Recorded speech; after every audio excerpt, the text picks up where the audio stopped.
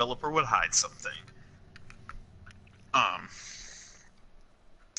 And I think I gathered around 35 of them with like no help, no guide, no nothing. And then I finished that playthrough, and I was like, you know what? Next playthrough, I'm just gonna follow a guide because I want to do this, and I don't just want to run around aimlessly. Like, Yeah. I don't like doing that in games. And a lot of stuff that I had read online was like, look, if you want to find all these, you need a guide. Like, you're not gonna find all this shit without a guide. Like, it's nigh impossible. So my next playthrough, I more or less kept a guide up and went through them, which I think you saw me do at least a part of it, or I streamed at least a part of it. And that's what I just finished. Like, I was playing through the game with this guide open, telling me all the locations of all the coins. Yeah. That was I'm the 7 5-hour short. one, right? You're 7 short? How are you 7? So the guide wasn't finished? Exactly. The guide says that it's for all 79 coins, so I don't know if, like... Because it's difficult to be sure that, like, I scrolled to the exact same spot in the web page. Like, I try to remember, like, did I already get that coin? Yeah, I think I already got that one. I already got that one. I already got that one. So I think I'm on this one. So I think that probably, I just missed some somewhere. Yeah. But it's really, like, obnoxious because you have no way to know anything about the coins. Like, literally, all there is that counter that shows you the number that you have. That's it, and that's all. And that goddamn counter says 72. And I know that there are 79. Like, it doesn't mark them off on a map. It doesn't, nothing. Yeah. Yeah. Well, it looks like you have another playthrough to go through. Yeah. Looks like somebody's not getting platinum. Okay, so there's the kicker. You ready? You don't have to find all the coins to platinum the game. Oh, really? You don't even get a fucking trophy for that shit. The way you... All right. You just get... Alright, with that, I'm going to do the intro to the stream that I'm doing. This is the second episode of me and Richard playing Battlefield 5. We are...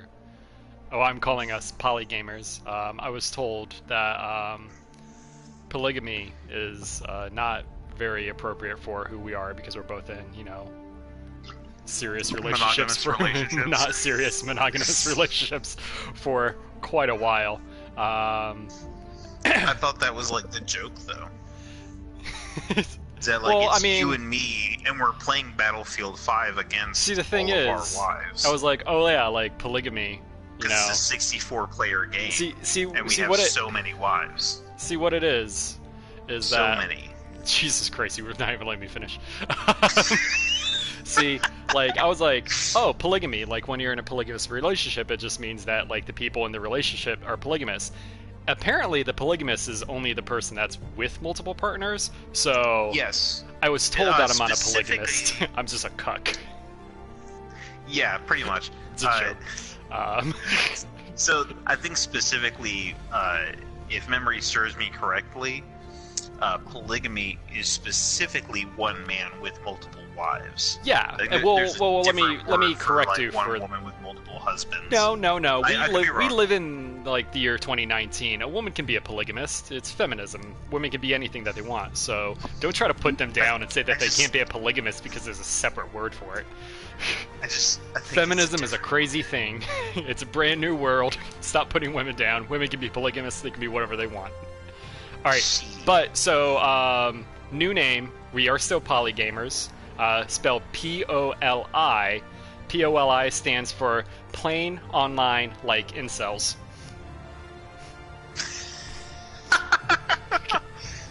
Yeah, I'm with it. So, yeah. Okay, so I'm looking it up, and so polygamy is just like multiple spouses. Yeah, see? You know, you're like, oh, women can't So be polygamous. They can be. No, okay, so where the differentiation comes in is when a man is married to more than one wife at a time, that is called polygyny. Polygyny. When a woman is married to more than one husband at a time, it is called polyandry. Polyandry. Listen, we're not in ancient Greek. Like, it doesn't fucking matter. We're just gonna use polygamy for both. Look, if you don't learn your goddamn Latin, what good are you to society? Is it Latin or is it Greek? Okay, late Greek, which is basically the same thing as Latin. Am I right? All languages basically the same thing. Take that, linguists. Linguists blown the fuck out. Oh, so also I just read a article about the guy that you were talking about, Mike whatever. Mike Gravel. Mike Gravel, yeah, because they just did a report on him in The Guardian. Perfect. Yeah, so... So one thing I did want to bring up for future reference, if you do want to actually try to make this like a political stream podcast-ish type of thing, I think what we should do is try to concentrate on like 2 or 3 news articles that we read beforehand, and then that'll be what we discuss. I don't read the news. I just watch Fox News, and they tell me what to think. Holy shit. Alright, I'm about to go ahead and report your profile. Point, counterpoint. That's how we get the views. You're a bleeding heart liberal, and I'm an idiot. So basically, this is that show that Tucker Carlson got to start on CNN. Yeah. I don't remember what that shit was called. I actually have no idea what you're talking about. I'm just agreeing, because I'm an idiot. Wait, was that CNN? I don't know. Basically, Tucker Carlson did not get his start on Fox News. Oh, no, yeah. He got to start on one of the more liberal ones, and like the whole setup of the show was that he was a conservative and this other person was more liberal, and they would like argue with each other or whatever. Yeah. And nothing ever happened, and nobody actually had a good view, and nothing really happened. Oh yeah, no, it was 300% garbage. It was Yeah. terrible. Damn, now I have to look that up now because I can't remember what it is. But tell me more about your Mike Gravel thing. Oh, no. So, yeah, I was just reading about it, and, yeah, I was seeing what you were talking about, his views and everything like that. I did have a question about, like, your comment and your thoughts on this, because it's like, oh, yeah, the U.S. shouldn't be involved in any sort of conflicts that don't directly affect the United States. Yeah. Where does the line kind of draw on affecting the United States? Because, like, let's say one of our allies in NATO is attacked, quick or yeah. Are you going to say NATO is? It was the spin room on CNN. Okay. I thought That's you were where going to Tucker say. Carlson got to start. So CNN is responsible for Tucker Carlson. So every Yes, time you see a clip of him saying some racist shit, blame CNN. CNN is responsible for a lot of bullshit. CNN, you could actually probably blame for Trump. Oh yeah. But so you just give him all the free airtime. Oh, so U.S. not being involved in external conflicts that aren't directly affecting the United States, like where does the line draw on what affects the United States? Like if NATO is attacked by an aggressor, like does the U.S. stay out of it because they're not directly attacking the U.S.? Or if China advances onto Southeast Asia or even Korea or Japan, they're U.S. allies. It's not directly affecting us, but it can affect us in the long run. Now, I completely agree that like maybe the U.S. should stay the fuck out of like Venezuela because that's an internal conflict, and more Latin countries that are directly going to be affected by Venezuela should be involved. And what our responsibility would be giving the refugees from this conflict support and a home. So I think that what I would say for that is, if we have allies who want our help in a conflict, if they feel like they're being aggressed upon. By the way, there are definitely like 2 dudes in this big barn that I'm in right now. I don't know how well me being in here is gonna go. Oh, I'm getting shot at. One down. Are they on the bottom? Yeah, he's just went out. Oh shit! I'm bleeding out on the second floor.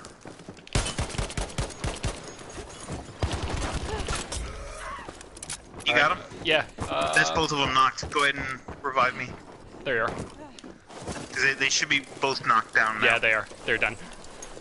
Okay. Okay. Hell yes, brother. Sometimes we be winning. I'm gonna take so this anyways, heavy armor. If you want that medium armor there. Sure, yeah, that'd be great.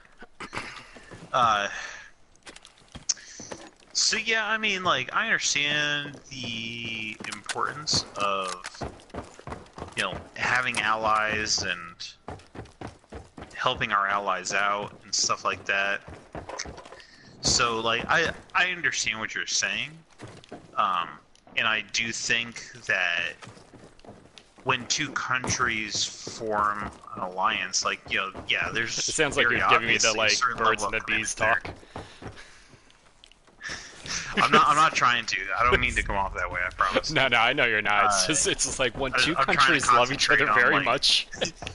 Look, when two countries, they just want to be together forever and make a commitment to just each other and no one else, then they touch each other in very peculiar ways that might be otherwise unacceptable. Okay. With their fists. I mean, yeah, pretty much. At least in the U.S. Yeah, man. Like, I'm not gonna bullshit you. Like, it is difficult to say at what point, because what if you have an ally that starts acting in a way that is, you know, irresponsible in some way? Yeah. Right? Like, you know, let's say we're allies with Colombia. I don't know, you know, what exactly the state of our, you know, relationship with Colombia is off the top of my head. I'm not gonna lie to you. And they're like, you know what? We're getting way too many people coming in from Venezuela. Should heal up, by the way, if you have any. Oh yeah, I guess I probably should, huh? And they're like, you know, it's really hurting us, and we want you guys to do something about Venezuela. Like, yeah, they might be our ally, but like, that's clearly like a bad faith thing. Like, that's not. We should not be involved in that way. Yeah, that's more or less what you described as a country asking us to be their muscle. It seemed more like. Yeah. Basically, like, hey, come, you know, be our muscle. Which it kind of goes into the whole thing where, like. So, I hate flustered right now.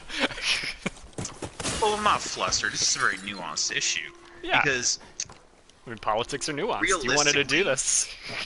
Yeah, right. Hey, you know, you're not wrong. You're not wrong. I can't complain. There's a vehicle over here by me, by the way. Okay.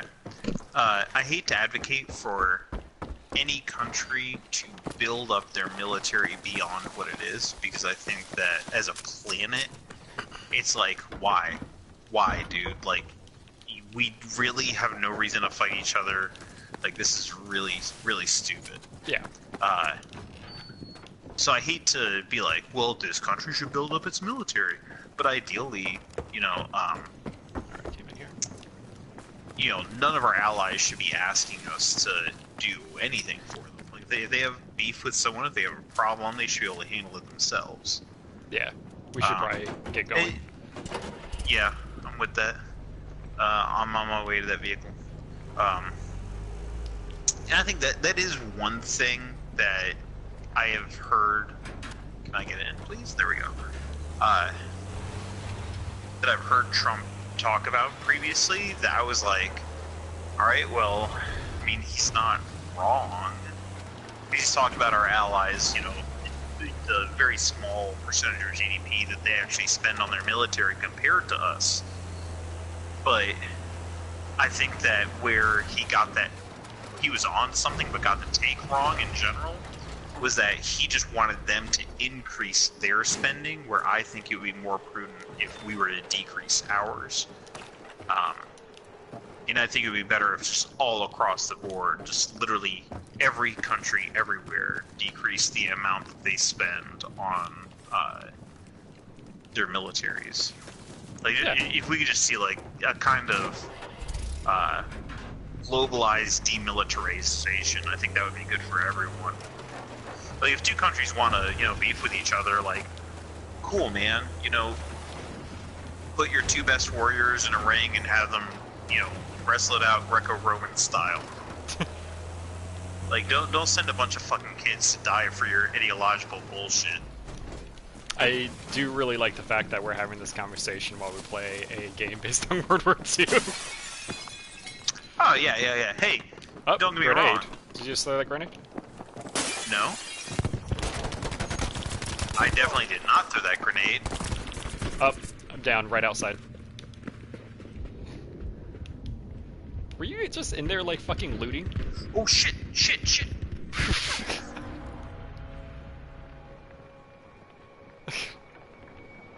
Did you not hear, like, any of that?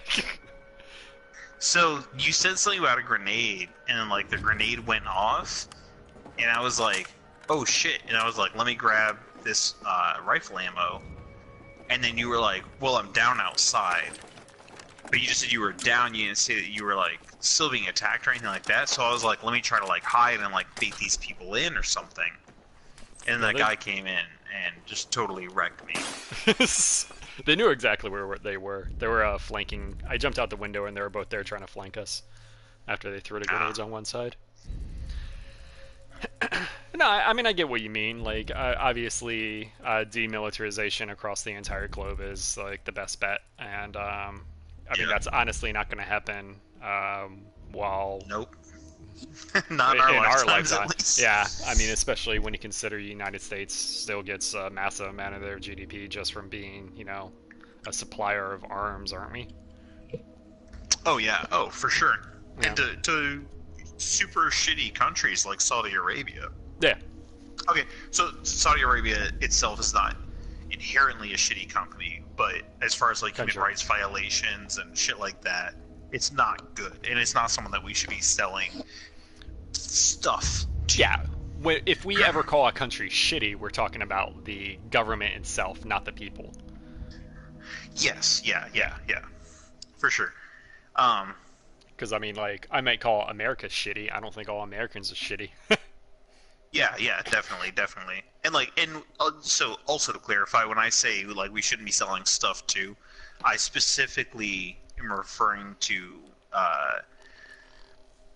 any implements that could be used in conflict. Like, so any kind of sanctions that involve, like, food, medicine, basic shit like that, like, those kind of sanctions are completely unacceptable. Should definitely be considered an act of war. That's, to me, unacceptable. Like, you don't want to sell weapons or whatever, fine, I can understand that, but, like... I mean, putting sanctions on companies saying that you're not going to give them food or medicine is really just saying, hey, we don't like your politics, but we're just going to make your people suffer. And then... Yeah, exactly, because those kind of sanctions, like, all the data shows that those kind of sanctions really only negatively impact, the poorest people in that country. You're not doing anything to help that country whatsoever. Yeah, and... you're just trying to get the people inside to overthrow it, like you were saying.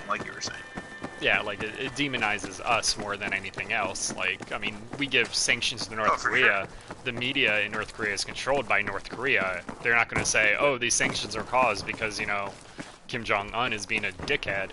It's because, the demonist West is, hating on us. Yeah. And, I mean, at this point, like, I've read and watched, like, a lot of stuff about North Korea because I think that I think it's a very interesting case of totalitarian socialism being exercised in the modern day. It's really interesting because, like, I feel like it's not as bad as some people say it is, but it's also not as good as the state of North Korea says it is. Like, I feel like it really just exists in this middle ground that people refuse to accept because they either believe one side or the other, and that's it. Well, I mean, how is North Korea good for its people?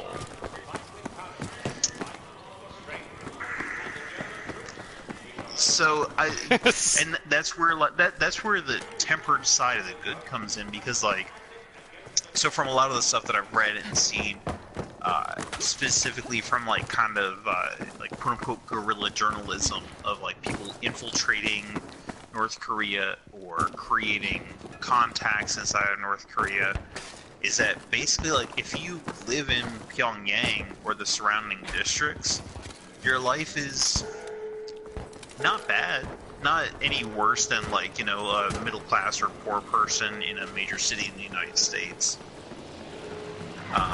Though a lot of it certainly seems like a lot of people outside of the Pyongyang area really are like hugely underserved in a lot of ways. Yeah, I mean that's the main point. Like, most of the population doesn't live anywhere near Pyongyang.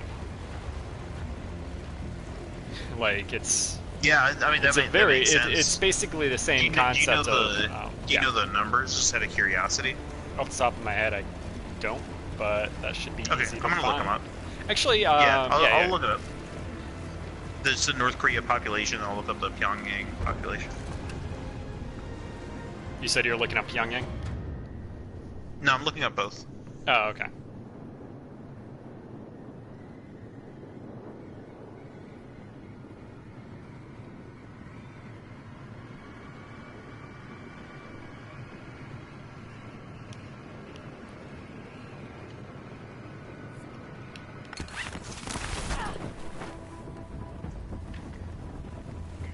Oh shit. So it looks like the total North Korean population is about 25 million.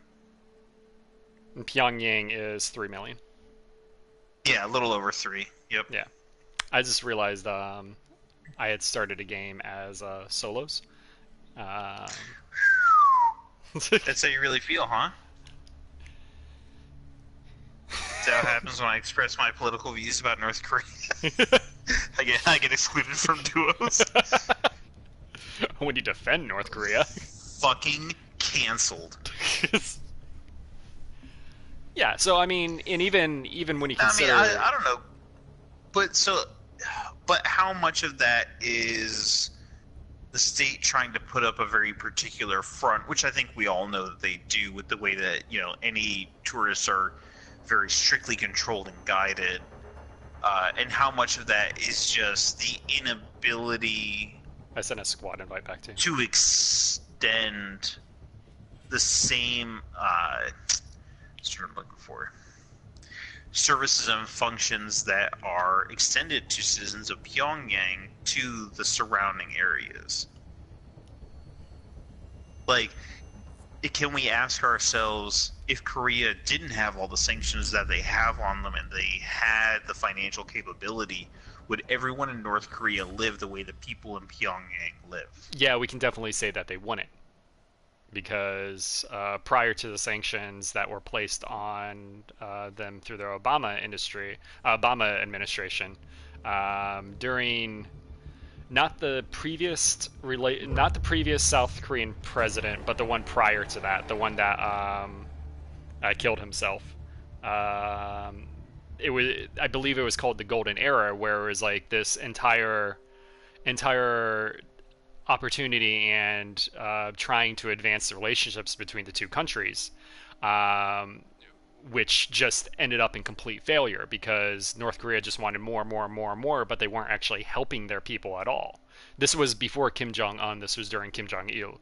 Now, I would say Kim Jong-un is a better leader, but I don't think he's a better leader for his people. He's a better leader for, you know, his family and the top brass in North Korea that have control that cult over. of personality. Yeah, like I think he's smarter than Kim Jong-il was, and I think he's playing the game better, the game of politics. But no, North Korea would never actually help their people because they don't have to. So I think one thing to bear in mind is that the sanctions started with Obama. But I do think that one thing to bear in mind is that the United States started imposing sanctions against North Korea in the 1950s, and they've only been getting tighter since then. Like, it's not something that was new with Obama. Yeah, I know it wasn't new with Obama, but what you have to realize, you have to understand that, like, the relationship they had with South Korea during that time was supposed to be a period of enlightenment. It was supposed to be a period where, you know, North Korea was supposed to improve. They were like planning on building trains that ran from South Korea to North Korea, and they were actually South Korea was putting industry. They were putting industry in North Korea, and it wasn't helping anyone in North Korea. Like, the regime didn't change. They didn't do anything for their people.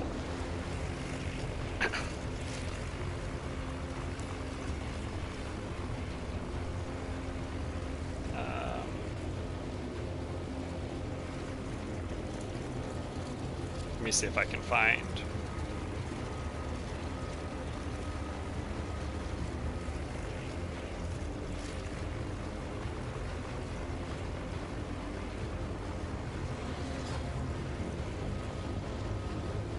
Don't worry about it too much right now, because I think it's about time to jump. Oh, okay. Yeah, you can look up sources and stuff afterwards. Yeah. And I mean, honestly, like, in general, I believe you. Like, you're a pretty smart dude, and you're not, you know, some fucking boomer. So I don't think you're just gonna, like, make shit up or whatever. Yeah, and I'm not saying that, like, what the U.S. should do is invade North Korea or anything like that. I see all these fucking parachutes beneath us. Yeah, Do we want to adjust? No, I'm going to here, maybe. I'm going to the big barn area. Where? The big barn that we always drop at. Yeah. Okay. Yeah, you gotta ping stuff, man. I don't know what the hell you're talking about.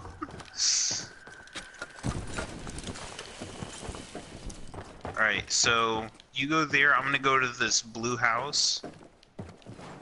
That's kind of like right next to it. Just so we're not stepping on each other's toes as far as loot. I'm pretty sure there's a guy in here with me. But I don't know where he is.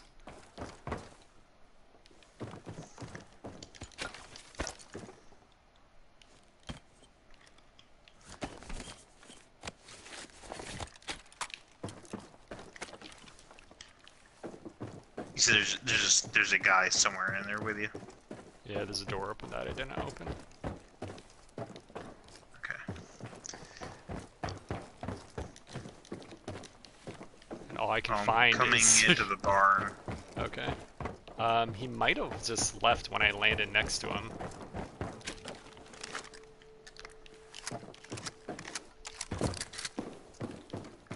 But nobody opened up that safe. So I'm gonna open it.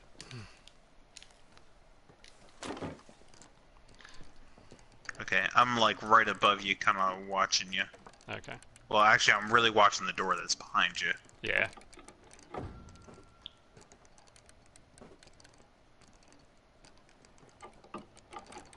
I don't hear anything though. It's pretty quiet. There's a MG down here.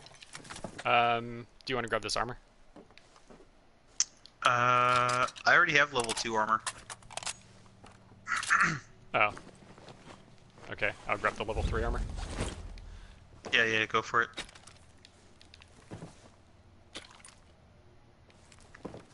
You pretty much all sorted down there? Yeah. Okay, go ahead and keep running around for loot up here then. Oh.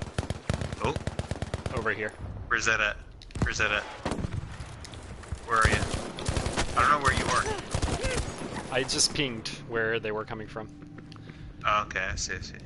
Yeah, I'm down, but I'm behind You're something. right outside there. Yeah, no, I see you.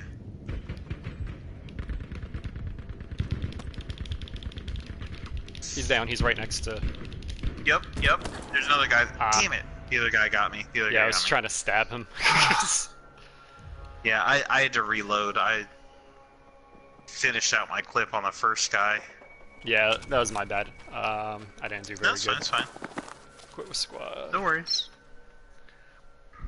Yeah, I don't know. I mean, I definitely, I think that I have a certain bias when it comes to North Korea, in so much as that I want to think that this, socialist government is going to do the best thing for its people. But at the same time, I also realize that, like, I mean, they're not... things in North Korea are not good for, like, 99% of the people in North Korea, and that's bad. And there are issues with, like, transparency and democracy and all kinds of things in North Korea. I think the problem is that you're equating what they have as socialism. That's not socialism. It's totalitarianism. Well, those things are not mutually exclusive, though. Like, so I mean, you could have a socialist democracy, which is what I mean, honestly, when you think of socialism as, socialism being for the people and of the people, a socialist democracy is an actual socialist utopia, as opposed to like what Russia had during the USSR, North Korea had, and China has. So, I mean, like, yeah, I get what you're saying, but realistically, politics pretty much exists on two axes, right? An economical and authoritarian axis. And it just depends on, okay, how are the means of productions organized? Are they privately owned, or are they of the state? And then, is it the state more authoritarian, or is it more libertarian? So, like, you can have a economically socialist but authoritarian government. Yeah, but when those two things don't exclude each other by default. Yes, but when you lump everything together, being like, oh, I want North Korea to survive because it's a socialist economy, which is I didn't say very survive. No, to thrive, to be good. It's dangerous to thrive because for their people. I don't want them to. I don't want, like, Kim Jong Un to thrive. I don't give a shit about Kim Jong Un. I do give a shit about the North Korean people, and I want them to be happy and healthy and self-sufficient. Yeah, but the problem is, like, when you say that, what people hear is that, oh yeah, socialists wants, like, North Korea to be fine, and they want basically what North Korea has, and it's just dangerous to say it in that way without actually, like, pointing out the fact that, North Korea isn't at all what socialists want, like, in the US. Like, nobody here is like, oh yeah. Like, I think it depends on the socialists you talk to. Like, I mean, there are some people who are economically very far left that I know that are more in favor of more totalitarian government, because they believe it's the only way to achieve that kind of economic standing. They believe that essentially, the Fox News watchers and stuff will not, physically allow that to happen, more or less, without a more totalitarian or authoritarian government. So, like, don't get me wrong, it's a relatively small minority, but there are people on the left who advocate for that style of government. Yeah, but when and I understand where they're coming from. Yeah, so do you believe that a totalitarian government is best for the people? Generally, no. So where I would fall in that compass I was talking about, where the two axes, define the authoritarianism and the economics of the country, is basically anarcho-communism is pretty much where I fall. Like, I believe that if you work for a company, then you should have control of that company on some level. And I believe that the government shouldn't tell you to do pretty much anything. Okay. Other than, like, not own a corporation. Like, do I think that the government should break up, Amazon or Microsoft? Yeah, sure, I can get behind that. Okay. Like that's the kind of power that I would put in the government's hands. Do I think the government should be able to tell you, you know, who you can marry? No, absolutely not. You know.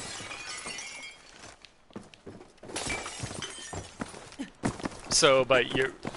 So, are you in? All right. So, I mean, what you said regarding the ideally- economics is that Ideally, somebody we should would all own live in communes, and the government shouldn't exist. That's like then in nothing the would perfect get fixed. ideal. I mean, So- wouldn't it though? Not No, really. I know. You're right. I'm just fucking with you. Yeah, I mean, I do think that there more than likely does need to be some form of centralized government, for better or for worse. But in my personal ideal, there would not be any centralized government at all. I actually disagree. I think properly done, larger government is good for the people. So I think the issue I take with that is that I think that we've pretty much demonstrated that the larger a government becomes, the less what's the word I'm looking for? The less truly representative of the people it becomes. Right? Like, what's more representative of Virginia?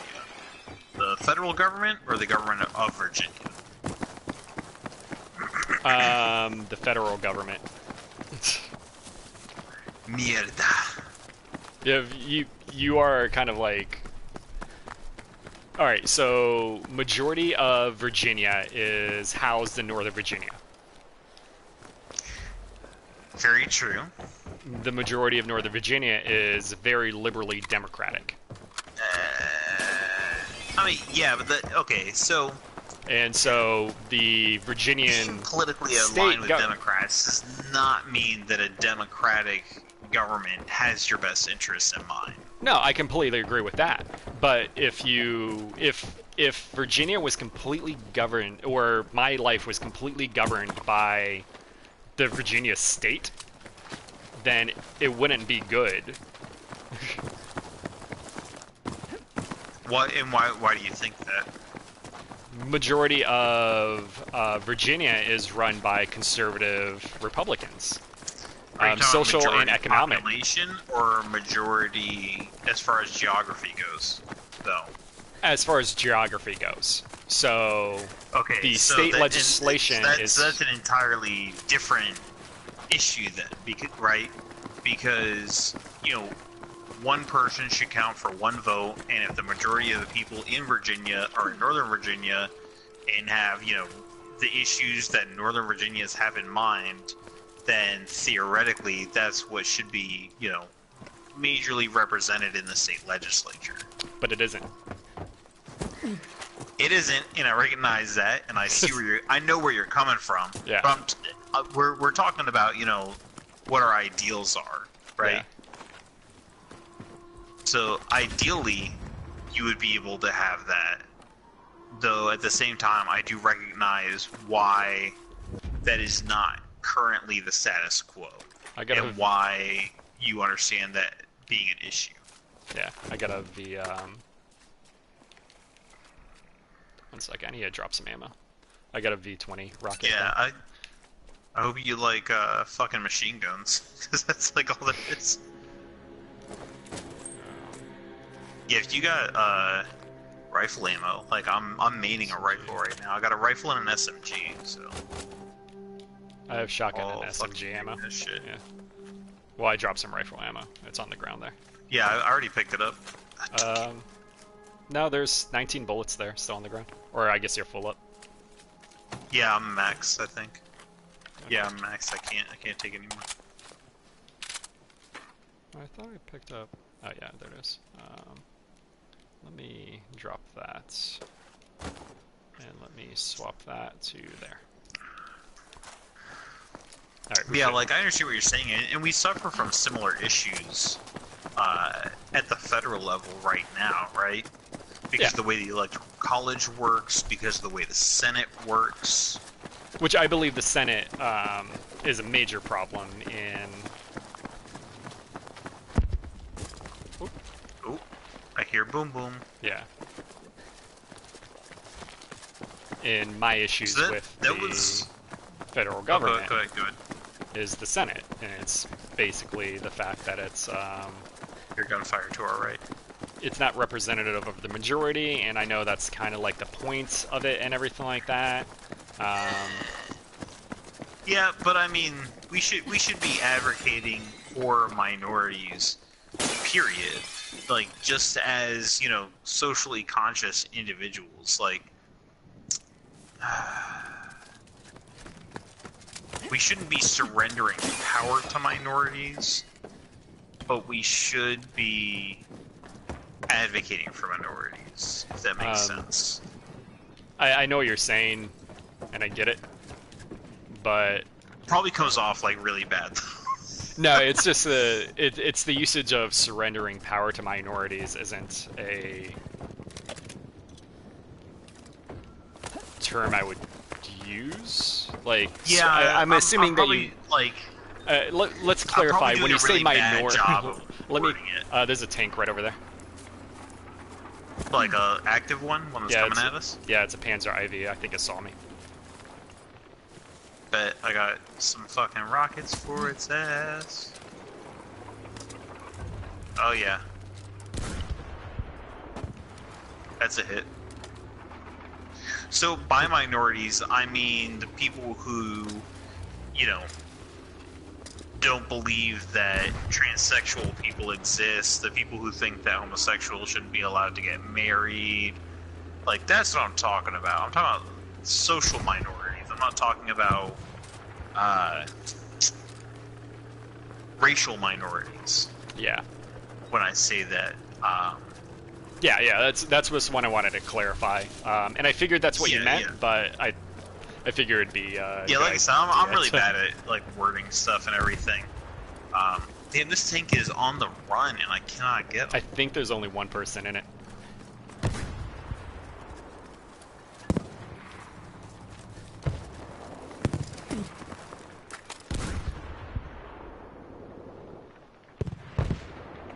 I mean, it's definitely difficult. It's difficult. Right, like it's a hard thing to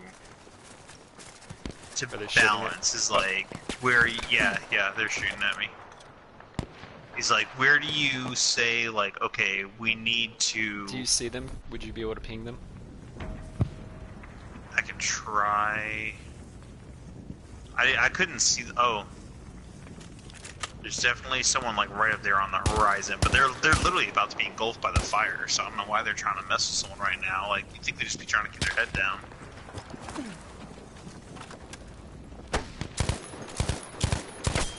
I got hit. Yep, I see ya. I see ya. I'm gonna get killed. Yes. Oh, I guess they can't. I'm trying to make it around to you. Oh, trying to revive you. Oh, I'm taking hits. I'm just gonna stay right here because it seems pretty... now I'm bleeding out. I even tried to heal. I'm like crawling up on you. I'm dying. Fuck. Bye. Rip in peace. We should have advanced on that guy faster. Yeah. Since he had a sniper rifle.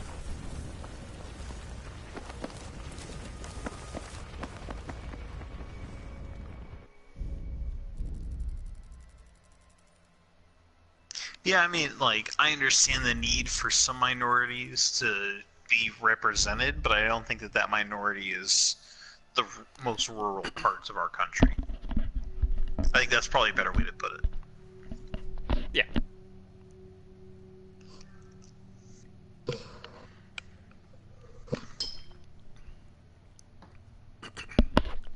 Because, like, that's kind of the whole point with the Senate, right? Like, you're going to have rural states, you're going to have states that have large cities.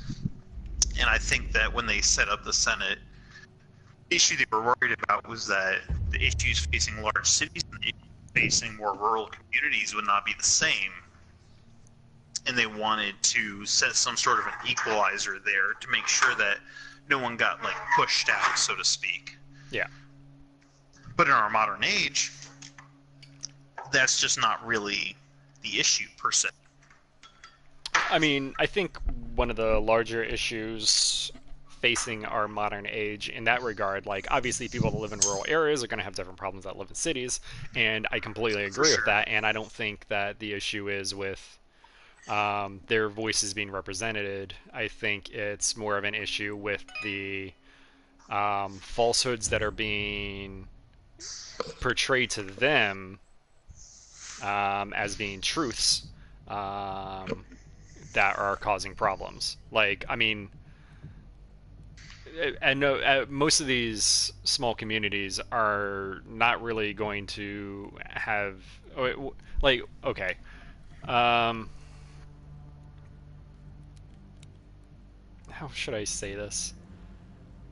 Like, the fear mongering that happens in regards to like immigration, transgender, social rights, and everything like that is largely affecting. Would you say that their animosity is primarily targeted towards other working class individuals instead of towards the upper crust that is actually threatening their way of life?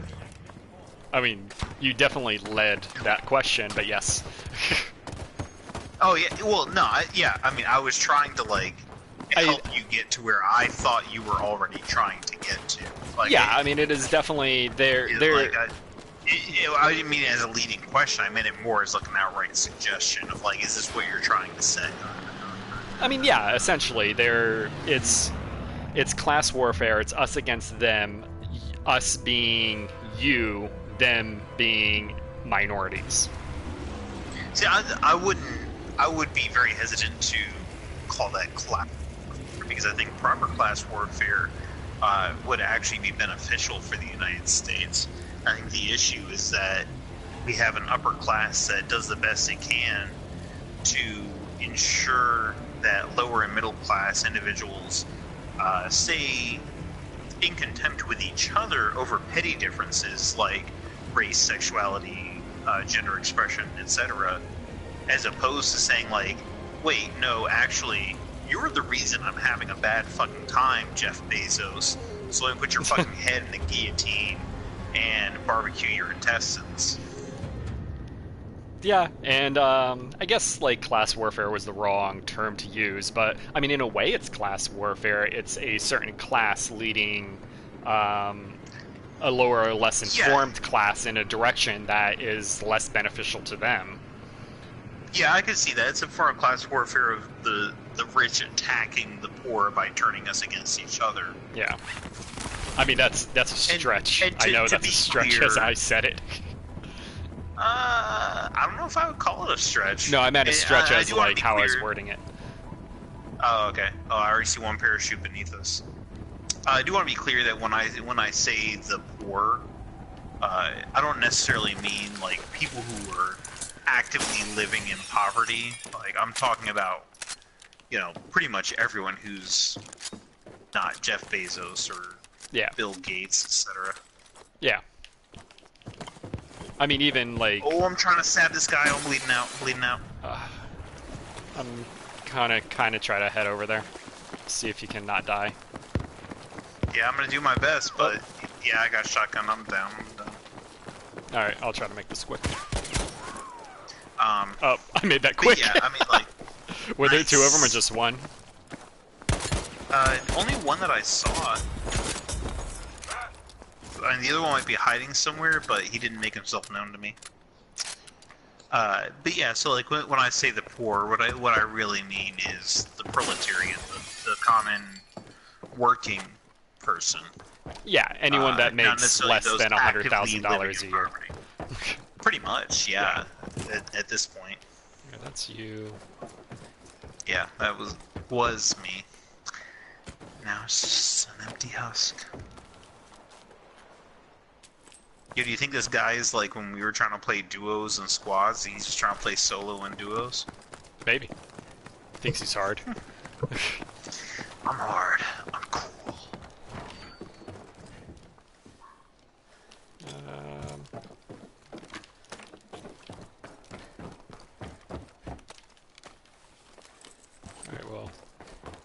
me just roll out. So, did you look at all into some of Mike Gravel's propositions as far as like a legislature of the people or anything like that? I didn't know, to be honest. Speaking I of didn't like go representation. too far. Yeah, into I it. think I touched on that earlier and said that like I had heard him talk about it a little bit in some interviews, and it's like part of his platform and everything. But he's supposed to be putting a book out on it this summer. Ah, Yeah, because like I mean, at least so the explanation that I heard him give in interviews was kind of like, okay, like that pretty much makes sense, I guess. But it's one of those things where like I would like a more detailed and outlined plan. yeah. Like so, his justification had. I would have to like re-listen to that interview to really get it. I think it was on Citations Needed. If you ever listen to that podcast, it's super good, and I really do recommend it. It's definitely up there as far as like one of my most recommended podcasts. But basically, the justification was more or less that if the majority of the people in the United States agree upon it, then we can basically just enact it. Like, Yeah. we can basically say, you know, hey, if you don't like it, get the hell out. You know? It's like the end of actually the day. doing referendums as opposed to just having the Senate and the House vote. So, yeah, that, but also having it be just like a citizen-led thing. Like, not waiting for the government to be like, so hey citizens, how do you feel about this? You know, just us as citizens determining what we want, and then essentially just taking it. Get him! Get him! Hell yeah, one down. Oh, he doesn't know where you are. He's so dumb. Haha, fuck him up. Hell yes, brother. Swipe his squats. Swiper, no swiping. Dude, swiped AF.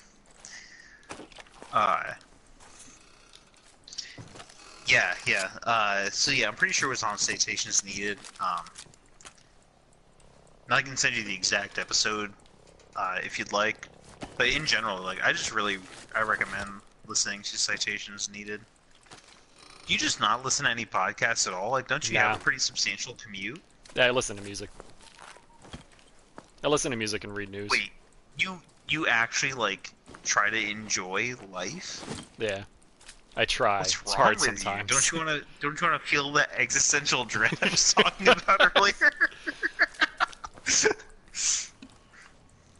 Like, if you're not depressed, are you even feeling?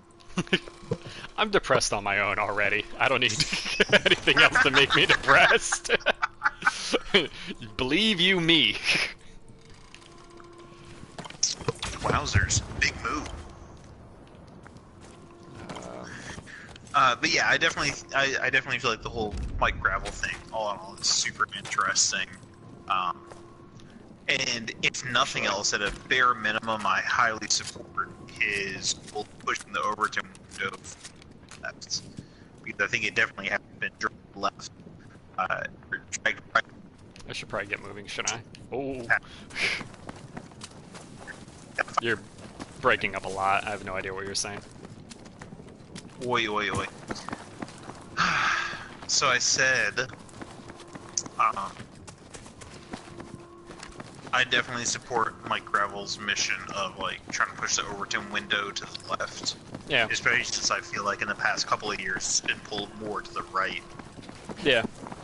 I mean, it's neoliberalism. It's the idea that corporations are for the best of the people. And the direction that the Democratic Party went, where it was more, oh yeah, let's make sure that corporations make more money and trickle-down economics will work. Or women CEOs. That's the only issue, right?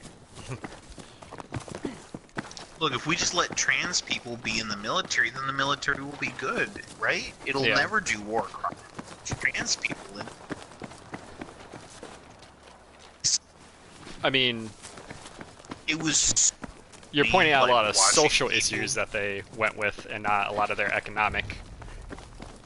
Well, so I think it's Downturns. economic band-aids, right? Like, people look at corporations and the U.S. military, and they see the negative sides of it. But when pushed for some kind of real change, Democrats tend to go for superficial things like that. Like more women CEOs, allowing trans people in the military, blah, blah, blah, blah. Instead of just going straight for, like, maybe there shouldn't be CEOs. Period.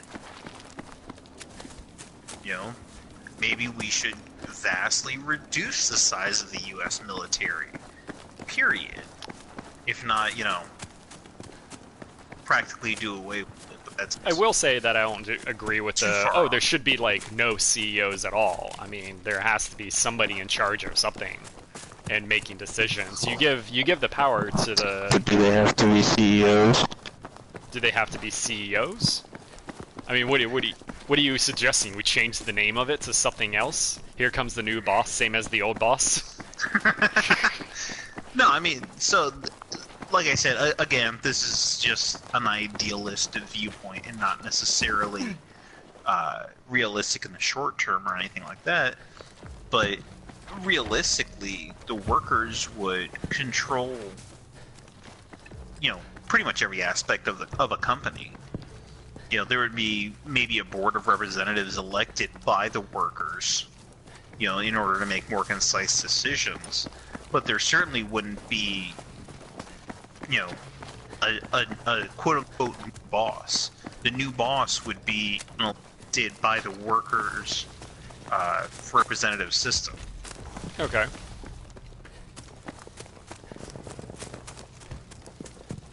Then who hires those workers?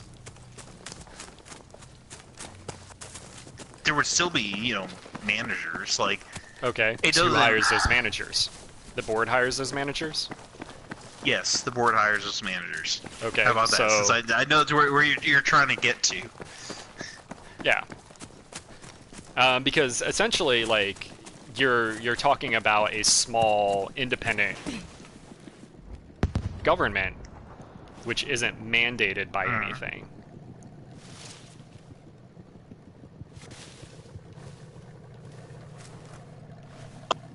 Close is that vehicle? Sort of an agreement between the company itself and a union of its workers. Yeah. That would outline, you know, the powers of the board, managers, etc. Now, workers' and the unions, rights of the workers' unions working with a board, I think, should be in every aspect of business.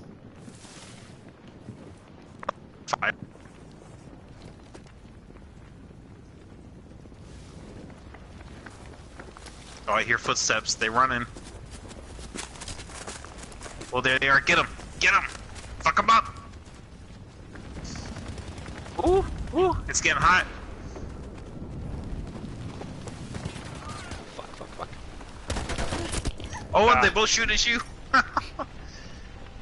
Damn, you held out for a long time. But yeah, there should definitely, you know... There shouldn't be CEOs. There should be a union of workers working alongside an elected board of representatives put forward by the workers. I don't think the answer is getting rid of CEOs. I don't think that's the answer. I think taxing CEOs to a higher percentage and making sure companies and CEOs actually pay their due in taxes is fine. And I think that having more stricter mandates on workers' rights. It doesn't, though, because I'm not saying that the corporations can get away scot-free with, like, basically wherever the fuck they want. I think there needs to be way more restrictions on companies. No, but you're still advocating a level of capitalism. I'm advocating... Which I personally think is a dead end. Just to be clear where I'm coming from here, like, I don't think that capitalism really has a future. I mean, neither of them have a future. Like, your idea of communes and everything like that aren't going to jive at all. Like, everything that is around me and everything that is around you would not exist in a commune. There is no commune that's going to be like, oh yeah, we make cell phones and you can buy our cell phones. and we will trade you Okay. our cell phones for your ham. I don't even like ham, bro. Checkmate. Like, your idea of, oh yeah, we'll just get rid of capitalism is far fucking gone. Like, globalization has gotten rid of that idea completely. So you don't think there's any opportunity whatsoever for a global socialist revolution? No. I believe that there is a opportunity for socialism to crimp down on capitalism and get rid of this laissez-faire idea of capitalism that corporations do best for corporations, or corporations do best for the people, which is laissez-faire. The markets will drive themselves. If these consumers want this, then the companies will answer, which isn't how it works. There needs to be somebody controlling and that hidden hand of the government to say, no, you have to do this and you do it this way. And to make sure that corporations like Microsoft and Google and Amazon get broken up. The idea that we have monopolies and, a biopoly, and these companies that have just coalitions where they manage themselves is ridiculous. Like, all these companies need to be broken up. There shouldn't be only 4 cell phone companies going on to possibly only 3 cell phone companies. It's ridiculous. Like, if I wanted to change my cable provider, I should be allowed to do it. Those lines should be actually managed by the government and not the corporations. And it's ridiculous to think that they can legislate and say that they should be able to only be able to run their lines on this. The fact that corporations have such a hand in government, I think, is the problem. Corporations should be barred from lobbying. Corporations should be barred from donating. So corporations are not people. Okay, yeah, so that I think we can definitely agree on for sure. And there should be a limit to donations. Like, yes, absolutely. Fucking raising $20 million fucking dollars before for last year of the election is ridiculous. No person should have that much money in their run up to an election. Like, I understand you need it in this day and age so you can run ads and all this stuff. If 20 million people want to give you $1 each, I think that's pretty valid. That's pretty valid, but that's not what happens. Oh, no. It's definitely not. I just want to be clear that the amount of money is not the issue. Yeah, it's how the money is coming as the issue. Yeah, it's when also, a candidate is able to raise $20 million from 4 donors. I don't think that they even need it. Like, yeah, you want to get your message across and everything like that, then we should use the FCC to actually advocate and push that. Go on NPR. We have these things available to us. Public broadcast stations, Fox, CBS, NBC, and ABC, anything that broadcasts over the air at all using FCC-regulated airwaves should be required by law to air debates, should air political statements, should air. So let me ask you this then, because so recently, right? There was oh shit, no, I can't remember. Okay, so essentially there was some sort of issue in Tennessee where they wouldn't let. There was some sort of a ludicrous regulation on who could run for governor, essentially. And they said, so they wouldn't let anyone run as a third party. Like, you couldn't say, I'm running as a libertarian, you couldn't say I'm running for the Green Party, etc. You could say I'm running for Republican, Democrat, or Independent, period. Mm-hmm. That's it. As far as the state of Tennessee was concerned, the only 2 real parties were Republicans and Democrats. Yeah. I mean, it's kind of the same across the board. Like, you have to have a certain amount of signatures and a certain amount, I think, money even to be able to run. So what a bunch of people... But, so the thing in Tennessee, though, is that it takes pretty much nothing to run as an independent. Yeah. So, 30 people ran for Tennessee governor this past election. Okay. Just to... try to give a middle finger to the government. So if you're gonna say, well, everyone should be allowed in the debates, what if, 80 people run for the Republican nomination as a form of protest? Like, at what point do you say, okay, we literally just don't have time to let all of you answer this? Because we don't have, 600 hours. Well, 80 people... debates have time limits and time restraints on what they answer, or what they say. It could be very easily that we have run-up elections, which we already do. We do have run-up elections. And so you give... Let's say there's 80 people running. To be some sort of a if there's 80 to a primary? If there's 80 people, yeah, the Brazilian presidential election had a primary, and then they had a run-up election, and then they had the final vote, depending on what the percentage of the vote was. If you have 80 people come onto a show, and they have a minute and 30 seconds to get their point across, then, yeah, let them. And then, you can hold a... I can see that. I can get behind that. I can dig it. And also, that'll never happen. 80 people will never run for a government. This isn't India, where that happens in presidential elections or prime minister elections. Well, you say that, but like I said, 30 people ran for governor of Tennessee, and none of them had any intention of winning. They did it just to fuck with the state of Tennessee and to protest how they were treating third parties. Yeah. Which I'm sure really got their point across when they never got any airtime. Oh, no, I'm sure it didn't. I don't think Tennessee gives a shit, honestly. But, to think that people wouldn't do the same thing on a federal level is, I think, just not true. I think they absolutely would do that. To get on the ballot in most states, you actually have to be able to get to that state, and you have to have a certain amount of signatures or a certain amount of support in that state. So, you could always use that as a cutoff, too. Yeah, I'm trying to think of... Because I know I followed mostly Jill Stein's campaign in 2016, for better or for worse. Honestly, Jill Stein was a fucking idiot. I'm annoyed at her running. I know a lot of people Go ahead. No, it's just the fact that she ran and, you would think that she would be a member of the Green Party and would support, actual facts, and she was a previous doctor, wasn't she? Yeah, she is a doctor. Yeah, I'm not going to say previous, she got disbarred, but the fact that she wouldn't, it's politicians being politicians, she wouldn't, combat her own constituent, or people that would vote for her, being anti-vaxxers. She knows that vaccines are good, but, she's just giving lip service. She has no backbone.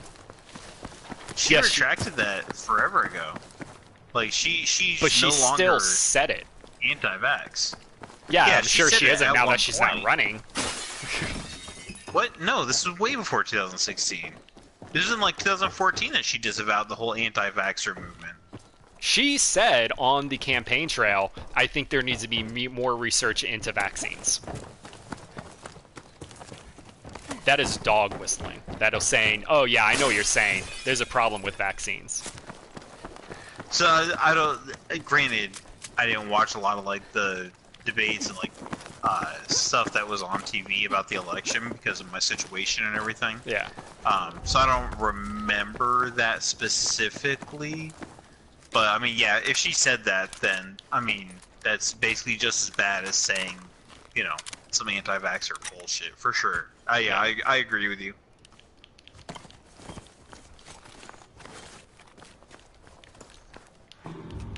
Also, that's another thing that I think, is that there needs to be something in place to remove,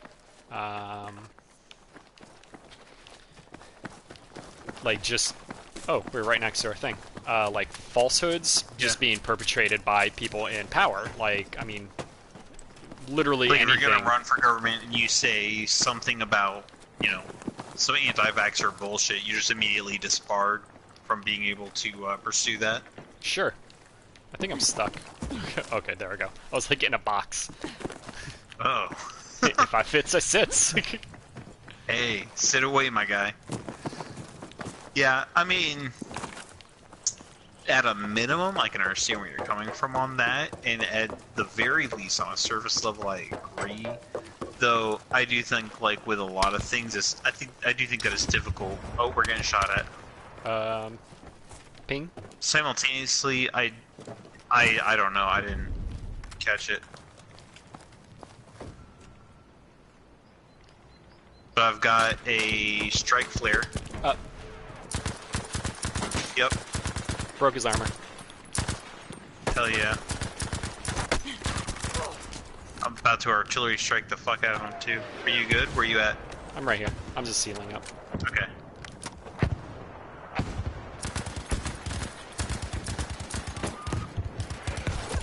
Oh! Oh shit! Did your artillery strike just kill me? It might have. I thought You just killed us. It far enough away. I thought I put the flare far enough away that we were okay. We just got riggedy wrecked by ourselves. I did it to myself. How could this happen to me? But so yeah, so how would you, I mean, so to be clear, like when I pose these kind of questions, if you don't have an answer, I don't think it's a negative thing. You're not a politician. It's not your job to enact these types of policies. As a citizen and a voter, it's your job to have an opinion on these policies and to think one way or the other, and that's it. So my question is, in what way do you think that we could enforce something like that? Like, so yeah, anti-vaxxers, flat earthers, sure, that's easy. Fuck them. Don't even let them run. But but who decides that and how is the question I would posit to you. I mean, yeah, that's a hard thing to say. I mean, obviously, and the like best... I said, if you don't have an answer, I don't count that as a negative against you. That's not your job as a voter. I think the best idea, and again, this goes to, we need to fix this, we need to fix this, we need to fix this, is, and I believe the media already knows this, but they need to do a better job of actually fact-checking and informing. Like CNN, Fox News, MSNBC, just the fact that they're just filling airtime with just nonsense and not reports. They're just mouthpieces for like parties and politicians, and they're just going off and saying, "Oh, this is how I feel." Like, you shouldn't be able to call yourself news if all you're talking about is how you feel. Your feelings aren't news. Like, if you're going to talk about that's pretty true and fair. Yeah, if you're going to talk about transgender, then maybe you should bring up the facts about transgender and how the scientific community feels about it, and how other places feel about it, as opposed to like, oh no, I don't, so I can just walk into a bathroom and you're like, blah, blah, blah, blah, blah. I was like, no, and nobody's advocating that you do that and stop being a creep. Why do you want to walk into a little girl's bathroom? You're not transgender, and you've admitted that you're not. So I think that kind of the counterpoint of the argument I bring up there is just look at Fox News, right? Like, especially Tucker Carlson. He has this one woman, I can't remember her name off the top of my head for the life of me, but he has one woman that he constantly brings on his show, and she is, his representation of liberal feminism, and she is literally horrible. Like, in every way, shape, and form. Like, she's not representative whatsoever, but she is a woman, and she's willing to call herself a feminist. And so Fox News uses her as a kind of like, well, this is how these people think, even though it's truly not representative. Yeah. So what's to stop? I mean, there's bound to be some scientist out there who's dumb enough to, say some dumb shit for the right amount of money. So what's to stop a news organization from just finding and hiring that dumbass fucking doctor? No, that's very true. I mean, like, the entire anti-vax thing was perpetrated by a doctor. Yep. Yeah. Exactly. Yeah. So, I don't know. Just Kill all humanity? Like what? Start over. Start over?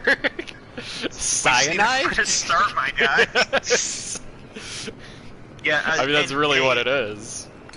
Yeah, I mean, and like I said, you know, I'm not trying to put you in like a difficult position or like. I mean, it's counterpunch difficult or questions anything like because that. that's what Fox News, and they have pundits come on, and the pundits say, "Oh, I feel this." But the thing is, like, even their scientific pundits never actually come with facts, like ever.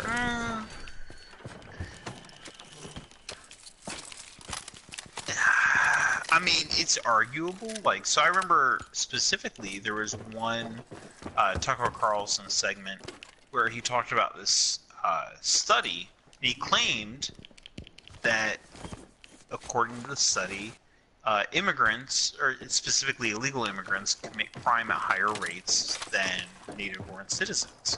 But that is false. It is absolutely false. Okay, continue. But there was a scientific-ish study done that did show that immigrants committed more crimes per capita in one particular town in New Mexico than native-born citizens. Issues being that, you know, is localized. The sample size was non-representative, of course, first and foremost. And also that, okay, there we go. And also that they failed to differentiate between legal and illegal immigrants and tried to make it very representative of illegal immigrants. Yeah. So. So I mean, how do you? So I mean.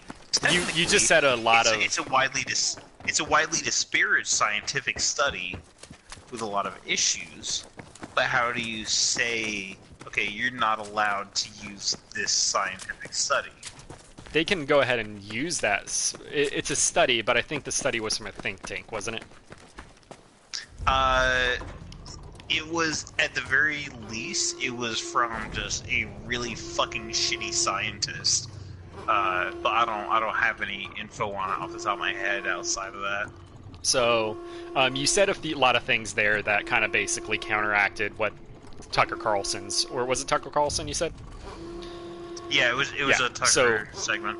His entire point, which is old Tucky boy. Yeah. So, if required by law as a member of the media, he had to give all the facts about the study and not just, you know, cherry pick whatever the fuck he wanted. Oh shit! I'm getting shot at. Do you want to climb ping. They were on the. So if you're coming out to the right, if you come out of the. I knocked one of them. Yeah, I just. I killed one. No, one more. Here he comes.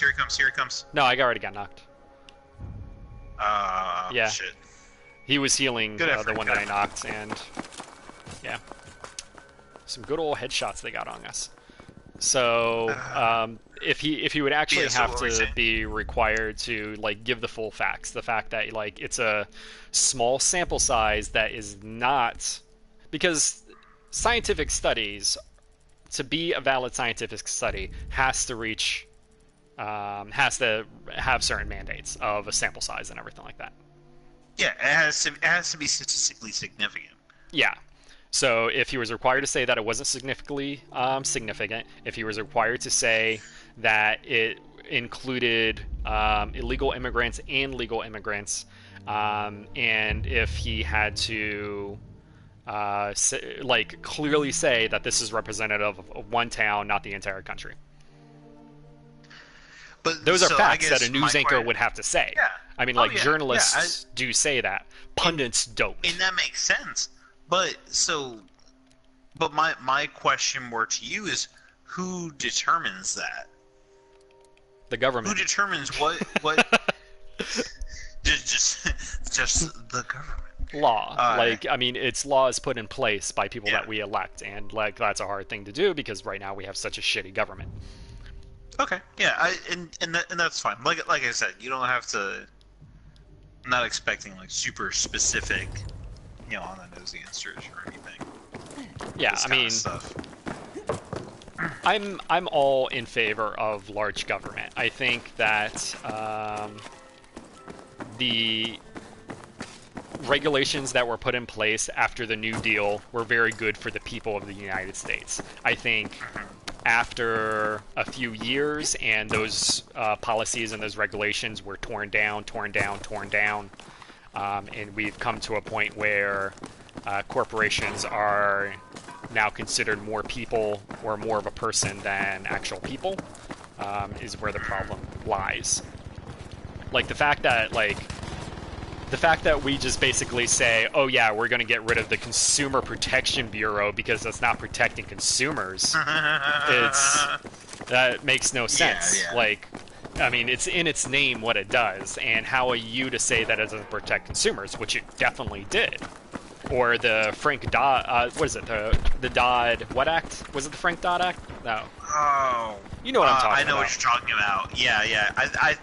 I Frank feel Dodd like Act. It was the you're Frank Dodd You Act. say Frank Dodd? Yeah. Yeah, because it was Al Franken and something Dodd. No, I don't remember. But yeah. So that being I know like, what you mean. Yeah. basically like, oh yeah, banks don't actually need these restrictions. I mean, we haven't had a housing bubble in 2, 3, 4 years, so let's get rid of it.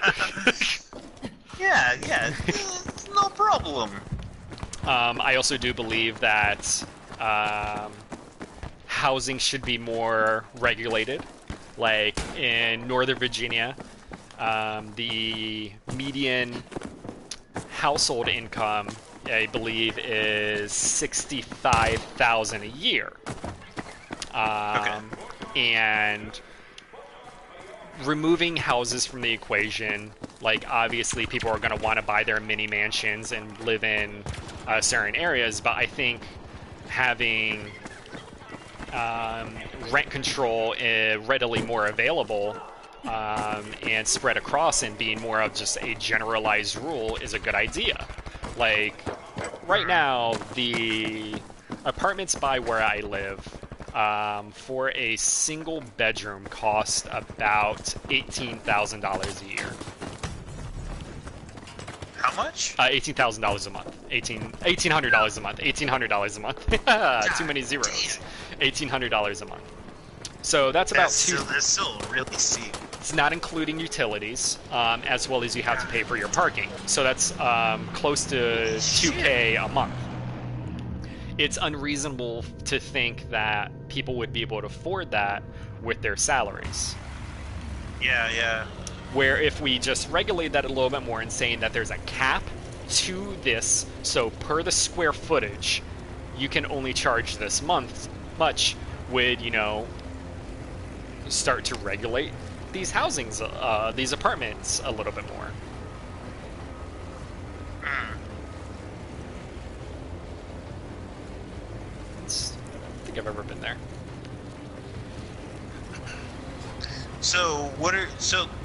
I think that from our past conversations, you're a supporter of universal health care, Yes. right? Yes. So, just to be clear, because a lot of politicians like to confuse the terms, you would be for just universal health care, period, not universal access or affordable access to health care. No. I think the ACA is a good step, but I'm for universal healthcare. I think healthcare should be regulated by kind of like system. the NHS. Yeah, the NHS. Okay. Yeah. I think the NHS is a good example of a working universal healthcare system before they gutted money towards it. Because it was a universal healthcare system where you could just go to hospitals and doctors that worked with the NHS, but if you wanted your own private care physician, you could go ahead and do that, and you would just pay a little bit more. Okay. So let me ask you a question that a lot of conservatives like to ask on follow-up from that. And that's, where do you end it? Like, for you personally, where do needs stop becoming human rights? Like, oh, what? like Like so, what kind of so, healthcare is a need? No, no, I'm gonna take it straight outside of healthcare, like right off the top, right? So, you believe healthcare as a basic human right, per your advocacy of universal healthcare, but what about universal housing? I think there should be a...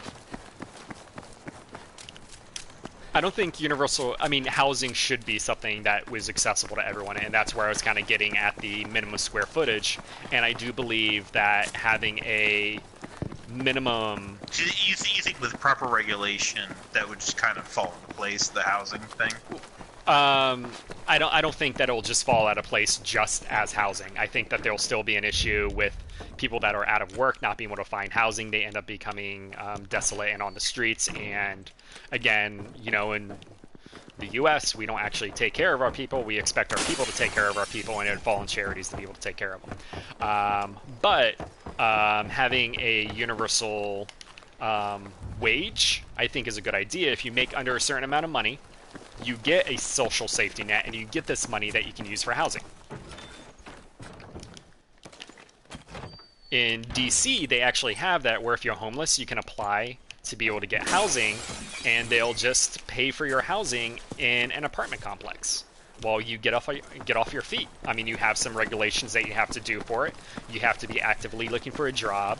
You have to be... Some sort of stipulations. Yeah, you have to be going through... since you're homeless, they also want you to go through counseling and everything like that to make sure you don't stay on drugs or alcohol, anything like that. Or if you are drinking or if you are smoking, that it's not affecting your lifestyle.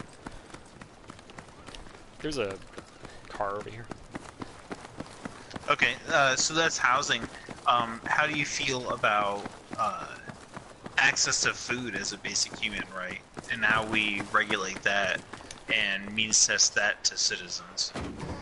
I believe that, again, if you're under a certain income, that the government should take care of you and help you be able to get this money for food, in a sense. So like, completely. Like something similar to the current EBT program? Something similar to the EBT program, maybe slightly more expanded. But again, a lot of those programs are being torn apart, and they're not actually helping the people that need help, but I think they are beneficial and they need to be supported more. Because I think the ACORN program was in place to be able to help low-income families be able to afford food. And was it the ACORN program that there was like this fake documentary came out and it was just full of bullshit? The person that made the documentary was actually sued and fined. I'm not sure. That sounds vaguely familiar, but I don't recall any details of it personally. Yeah. Also, are you hearing all these gunshots? No. I'm a little bit further away from me. No, you're not. You're in the next house over. Yeah, I know, but I was next house over, far away. Okay. Yeah, I think there's some people up in the direction that I'm heading, but I'm really not sure. Okay. So if I'm suddenly like, oh my god, I'm going down, you know I'm why. right behind you.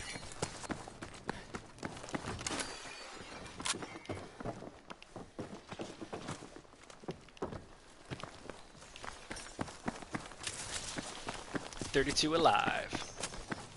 Hell yeah.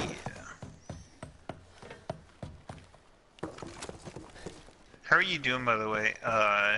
Because I have 2 blue guns and a green sidearm. How are your 2 weapons right now? They're blue. I have a shotgun and a automatic rifle.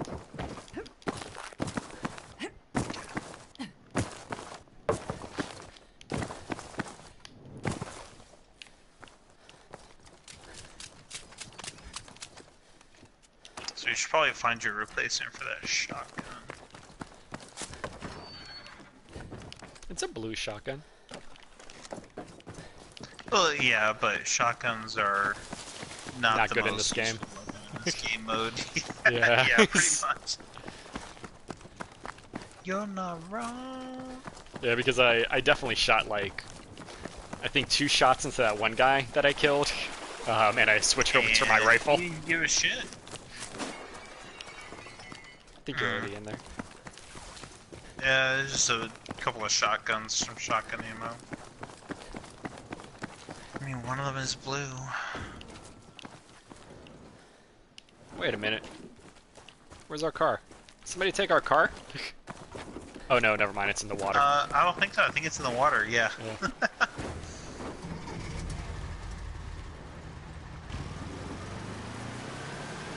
It's the old duck boat.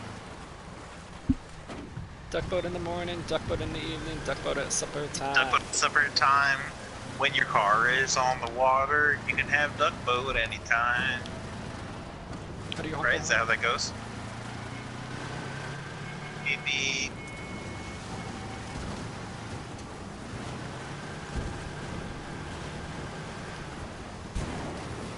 Ooh-wee. Are we getting shot at? I don't think so. Thought I heard shots. My volume is decently low. Because I was having a hard time thinking yesterday. Yeah, I don't blame you. I don't blame you. Should be loud.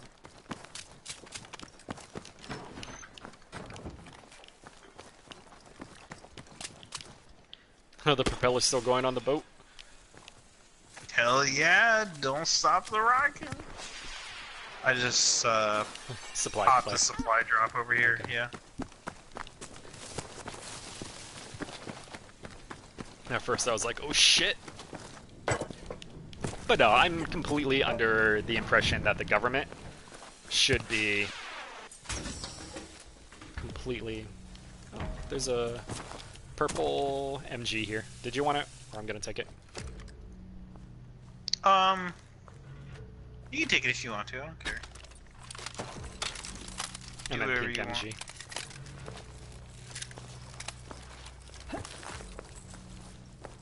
Okay, I don't know, did you want to go somewhere?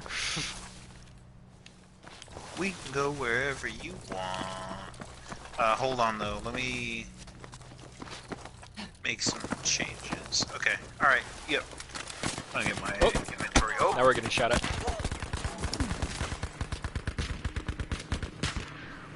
Oh, I'm bleeding out. Shit. I'm about to get right behind fucked. you. No, I know Oh, I was I'm gonna dead. get shot. Yeah, I died.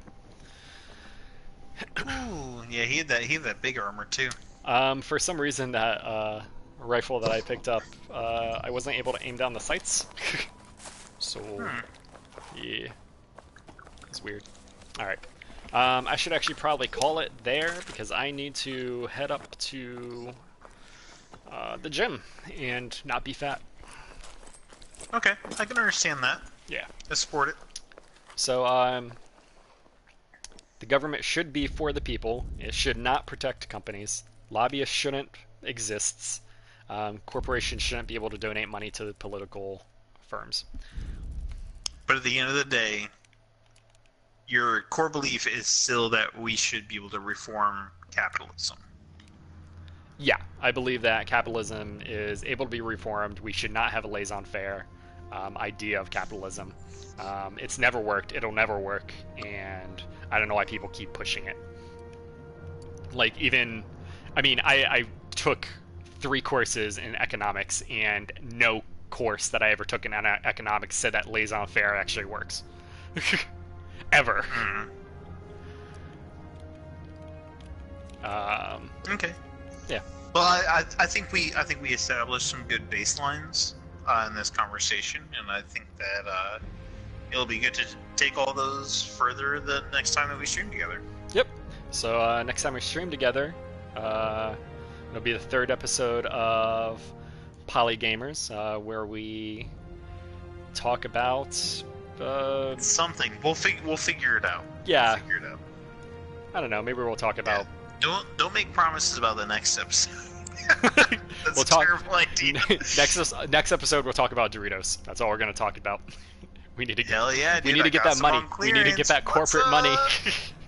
up? Sorry, corporations. I know we said a lot about you, but we need your money. Next episode, we on those spicy nacho Doritos and Diet Mountain Dew. What's up, bro? I'd like to thank our sponsors, that one mail service that all podcasts say. Do you hate going to the post office? Well, you don't have to with Postmates. I don't know. Postmates, yes, it's Postmates. Yeah, Postmates. We have to plug. Oh shit. The book Audible. thing. We have to plug Audible. Yep. Do you hate we reading? have to plug. Listen to the latest Fabletics. Tucker Carlson podcast. Yeah, on listen Audible. to the latest Tucker Carlson. No, it's books. It's books on Audible. So Okay. listen to the latest Tucker Carlson book on Audible. Fabletics. Don't be fat. Just buy a lot of fitness clothes and you'll get skinny real easy. I promise it's like cheap or whatever. Oh shit! What else? Oh, there's so many of them. Yeah, so we many. were so sponsored. There's a mattress thing. There's a mattress. Casper mattresses. Is it purple? Casper? Purple maybe. Purple mattresses. Something about the color purple. God damn it! Just Buy purple mattresses. They're made out swear. of both silicone and memory foam, and they hurt because they're too soft. Xylophone? Silofoam mattresses. Bro, just sleep on the floor, bruh. Alright, I'm gonna end this now before we make more of a fool of ourselves. Bye!